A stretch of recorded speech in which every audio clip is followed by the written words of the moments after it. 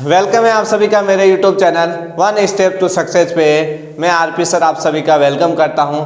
आज हम स्टार्ट करने जा रहे हैं रेलवे ग्रुप डी का जो मैथमेटिक्स सब्जेक्ट का जो पोर्शन है उनके टॉपिकों का सॉल्यूशन आज की क्लास में हम कर रहे हैं। तो जो सबसे पहला टॉपिक है नंबर सिस्टम का, संख्या पद्धति का जो टॉपिक है उसका सॉल्यूशन, उसकी क्लास आज हम स्टार्ट करने जा रहे हैं। और उसके अंदर आपके जो रेलवे ग्रुप डी के अंदर कौन कौन से इस टॉपिक से क्वेश्चन पूछे गए हैं, क्या इस टॉपिक के बेसिक पॉइंट है, उन सभी की चर्चा हम यहाँ पे करेंगे। और जो प्रीवियस ईयर के क्वेश्चन पूछे हुए हैं सबसे पहले हम उन्हीं का सॉल्यूशन करेंगे कि जो प्रीवियस ईयर की जो भर्ती थी 2019 की, उसके अंदर कौन कौन से क्वेश्चन इस टॉपिक से पूछे गए हैं, जिससे आपको भी ये भी आइडिया लग सके भाई कैसे क्वेश्चन आते हैं, किस टाइप के क्वेश्चन आते हैं। इन सभी तरीके से सबका आइडिया आपको आराम से लग सके। और ये जो आपके पास, ये जरूरी नहीं है कि जो जहाँ पर भी नंबर सिस्टम का टॉपिक आ रहा है, संख्या पद्धति का टॉपिक आ रहा है, उन सब के लिए भी ये टॉपिक जो भी कॉम्पिटिशन एग्जाम है, अदर एग्जाम, उन सब के लिए भी उतना ही यूजफुल है जितना रेलवे ग्रुप डी के लिए है। लेकिन हम रेलवे ग्रुप डी की स्पेशली क्वेश्चनों को लेकर आ रहे हैं तो उनके लिए तो और भी ज्यादा स्पेशल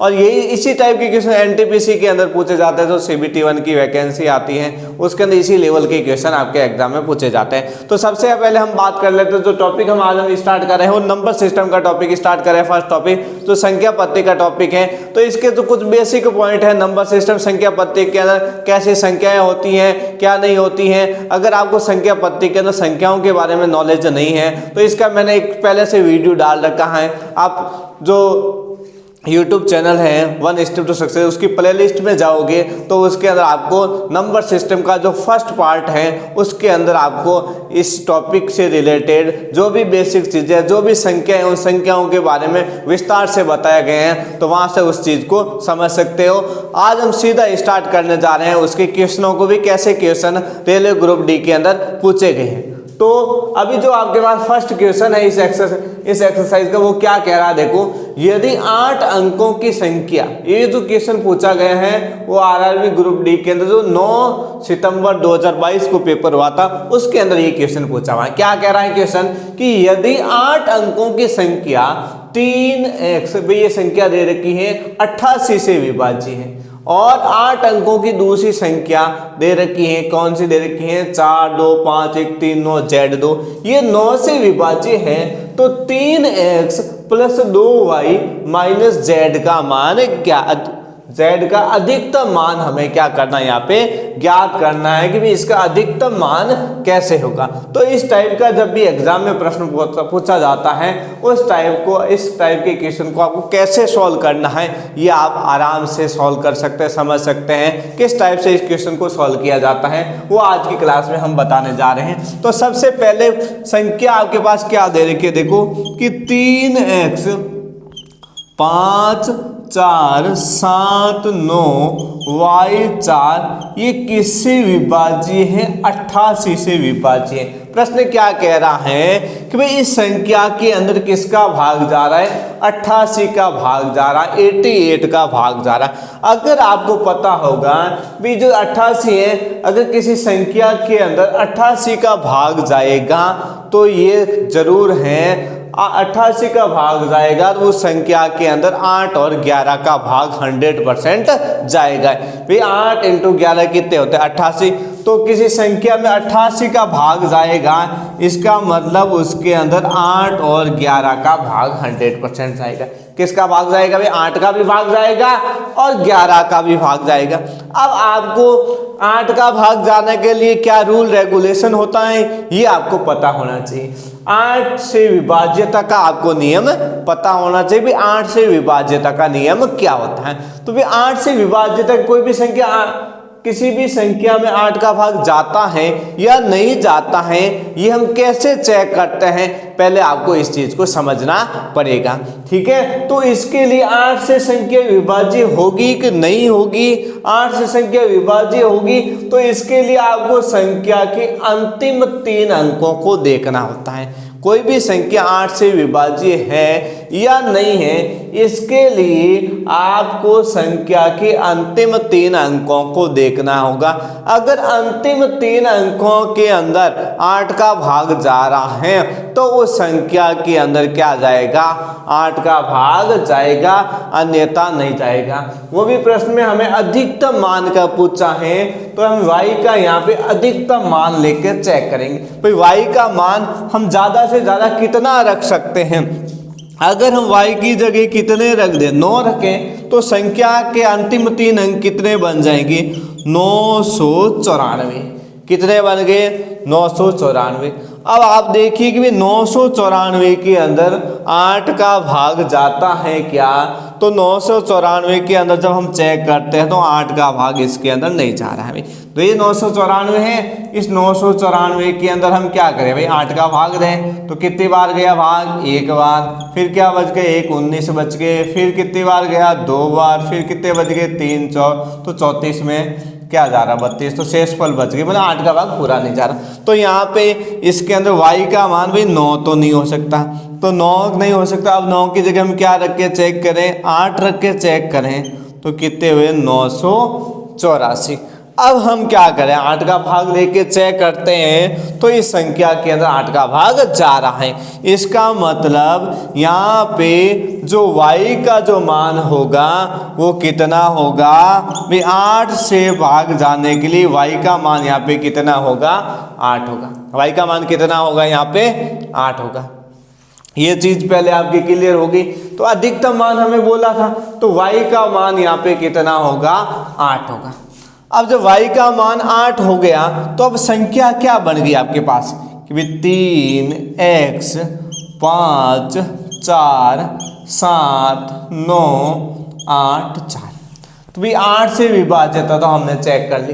अब हम आगे क्या चेक करेंगे भाई, 11 से विभाज्यता। किसे, 11 से विभाजित। अब 11 से विभाज्यता को चेक करने के लिए आपको 11 से विभाज्यता का नियम पता होना चाहिए। अब 11 से विभाज्यता का नियम क्या होता है, 11 से विभाज्यता का नियम क्या कहता है कि भाई आप विषम अंकों को जोड़ें और सम अंकों को भी जोड़ें, फिर दोनों के बीच का अंतर निकाल लो। अगर वो अंतर 0 आ रहा है या 11 के पहाड़े वाला कोई आ रहा है तो वो संख्या 11 से विभाज्य होगी। तो हम क्या करें, यहाँ निकालें भाई, इनको एक के बाद एक छोड़ के क्या करना, आपको जोड़ना है। तो पहले 3, फिर कौन 5, फिर अगला 7, फिर कौन 8, एक छोड़ के एक संख्या को जोड़ लो। तो इनका योग कितना हो रहा है, देखो 3 और 5 कितने हुए, 8, 8 और 7 कितने हुए, 15, 15 और 8 कितने हुए, 23। तो भाई इन अंकों का योग तो आपके पास कितना आ गया, 23। कितना आ गया भाई, 3 और 5 कितने हुए, 8, 8 और 7 कितने होगी, 15, 15 और 8 23।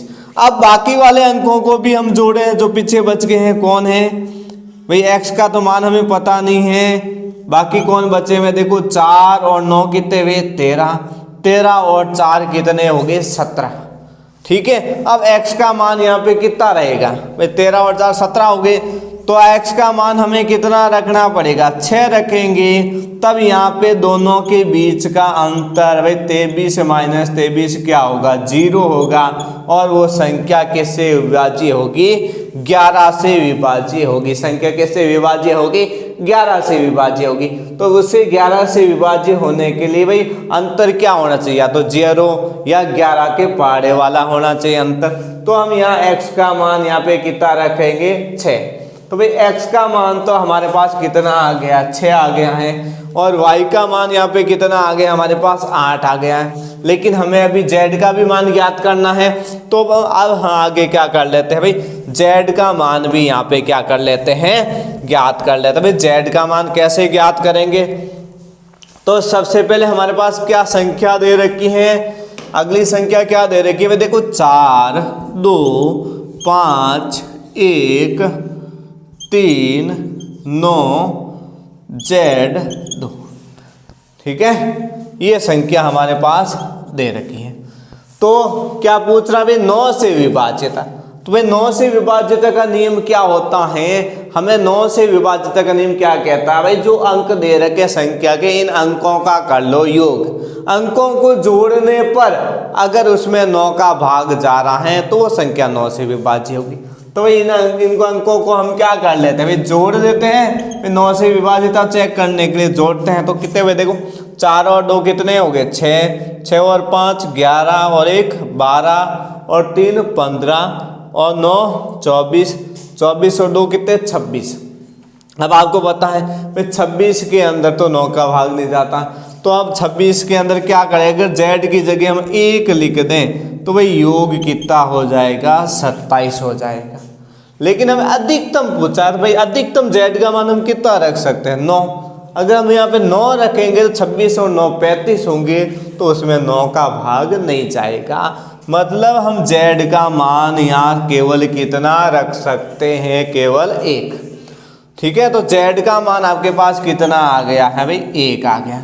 तो x का मान कितना आया था आपके पास, ये जो x का मान था वो तो कितना आया था 6 आया था, और y का मान कितना आया था 8 आया था, और z का मान आ गया 1। हमें क्या ज्ञात करना भाई 3x plus 2y minus z का मान, 3x plus 2y minus z का मान ज्ञात करना।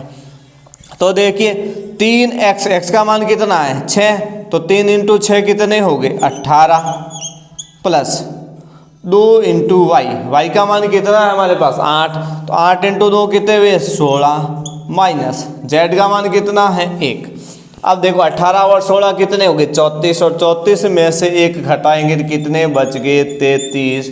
तो इसके अंदर इसका अधिकतम मान है वो कितना होगा 33, और 33 हमें कौन सी ऑप्शन में दे रखा है, ए ऑप्शन के अंदर दे रखा है। तो यहाँ पे ए ऑप्शन आपका क्या हो गया, करेक्ट हो गया।